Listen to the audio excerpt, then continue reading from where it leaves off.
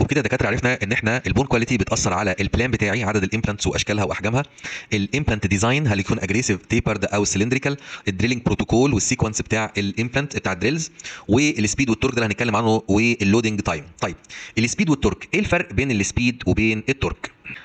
السبيد يا دكاتره هو سرعه الدوران، يعني بيلف كام لفه في الدقيقه، راوند بير مينيت، بيلف كام لفه في الدقيقه. اما التورك هو قوه هذا الدوران، يعني هو ممكن يلف بسرعه جدا لكن تيجي حاجه توقفه في النص ما يعرفش يلف، يبقى هو هنا ضعيف ولكن سريع. اما التورك هو قوه الدوران، ممكن يكون بطيء ولكن قوي جدا جدا، زي لما يكون عندي حجر كبير كده وربطه في عربيه، العربيه دي عربيه لوري، عربيه لوري يعني عربيه اللي هي الشاحنه الكبيره.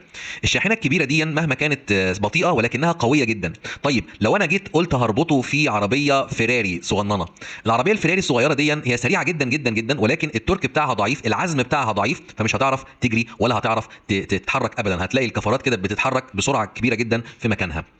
عشان كده عايز اوريكم فيديو كده لطيف للقصه بتاعه السبيد والتورك. عندنا يا دكاتره اي موتور بيكون فيه السبيد والتورك بزود واقلل على حسب نوع الموتور وامكانياته، كل واحده مختلفه.